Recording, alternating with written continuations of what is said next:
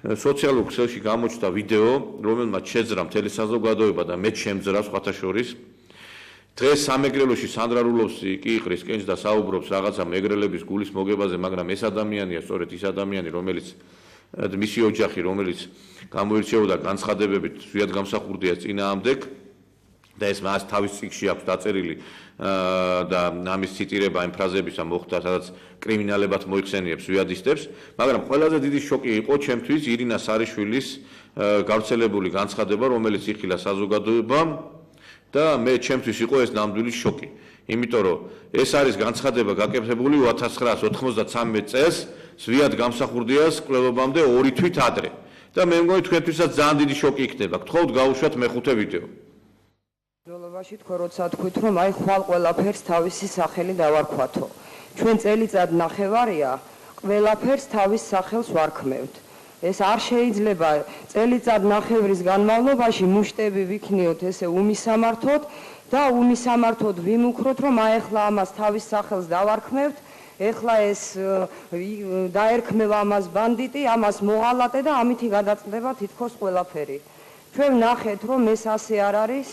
ნახეთ რომ ის საფრთხობელა რაც წელიწადზე ცოტა ნაკლები აქ პრეზიდენტად იყო და შემდეგ გროზნოში გავუშვით და სხვათა შორის ის პირები არანაკლებ პასუხისმგებლები არიან დღეს ვინც ის ცოცხალი გაუშვა მაპატიოს ღმერთმა ამას რომ ვამბობ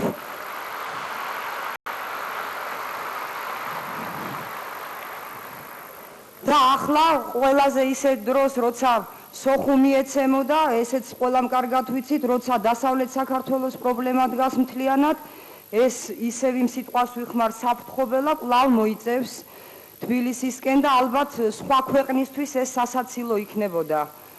ჩვენ ქვეყანაში რომ ხდება ეს, ამიტომ არ გვეცინება ალბათ, თორემ ნამდვილად ტრაგიკული სწორედ ის არის, რომ აი ასეთი ადამიანი მე იმდენი შეურაცხმყოფელი რამე მაქვს მის მისამართით ნათქვამი, რომ არ მინდა ეხლა რაღაცა მართლა ტაშის დაკვრის გულისთვის ვიხმარო ის სიტყვები მანიაკი და პათოლოგი და ასე შემდეგ და ვიცით ჩვენ ყველამ ვისთანაც გვაქვს საქმე. ეს მისი სირცხვილი კი არ არის, ეს არის ჩვენი ქვეყნის, ჩემი, თქვენი, თითოეული ჩვენგანის სირცხვილი, რომ ეს ადამიანი ჯერ პრეზიდენტი გახდა და დღეს კიდევ მიწაზე დადის და კიდევ აქ ჩამოვიდა და კიდევ რაღაც მუქარებს გზავნის. ეხლა მე რაც შეეხება ჩემს პოზიციას, მე არ ვიცი ეხლა ბატონ ეროზო აქ როგორ წარიმართება კამათი. ჩვენი დამოკიდებულება SNG-ში გაწევრიანებისადმი ცნობილია ალბათ ყველასათვის. მე უბრალოდ ვთვლი ბატონ ეროზო რომ დღეს ამ შეხვედრაზე არც SNG-ს კრიტიკის და არც SNG-ს ქების დრო არ არის. დღეს ჩვენ აქ სულ სხვა რამეზე უნდა ვილაპარაკოთ. თვითონ ბატონმა ედვარდმა დღეს ბრძანა თავის რადიო გამოსვლაში, რომ მან გააკეთა განცხადება SNG-ში შესვლის თაობაზე. მთავრობა ერთსულოვანია ამ საკითხთან დაკავშირებით, ვის უშლიდა ხელს ერთსულოვნებაში, ის აღარ არის ამ მთავრობაში, ამიტომ დღეს შეიძლება ითქვას, რომ ერთსულოვანია, ამიტომ რუსეთისთვის ეს აბსოლუტურად საკმარისია, ჩემი აზრით, იმისათვის, რომ ჩვენ რაღაც დავინახოთ, რომ აი ამ SNG-ში შესვლით თუ არ შესვლით, ან ერთით, ან მეორეთი, რამე ჩვენს პრობლემას მოვაგვარებ. რაც შეეხება ზვიად გამსახურდიას, აი მე როგორც მესმის, შეიძლება მართლა ვცდები, მაგრამ მე ასე მესმის, სანამ ზვიად გამსახურდიას პრობლემა არსებობს საქართველოში, არც SNG-ში შესვლით, არც SNG-ში შეუსვლელობით, არც ევროგაერთიანებაში შესვლით და ამერიკის შტატად რომ მიგვიღონ, არაფერი საქართველოს არ ეშველება. ეს უნდა ვიცოდეთ და ალბათ ამისთვის უნდა ვიყოთ აქ შეკრებილი და მე ერთი რამეში ნება მიბოძეთ კატეგორიულად არ დავეთანხმო სახელმწიფოს მეთაურს, მან არ მახსოვს გუშინ იყო თუ დღეს თავის ინტერვიუში ბრძანა, რომ მოვიდა დრო, რომ ზვიად გამსახურდია საკადრისი პასუხი გაეცეს და მას გროზნოში ელოდებიან. არა ბატონო ედვარდ, არ შეიძლება ზვიად გამსახურდიას გაშვება გროზნოში.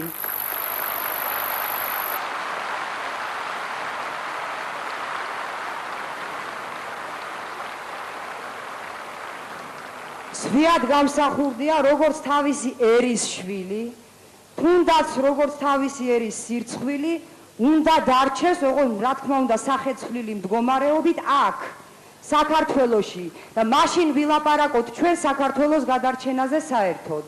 მადლობთ.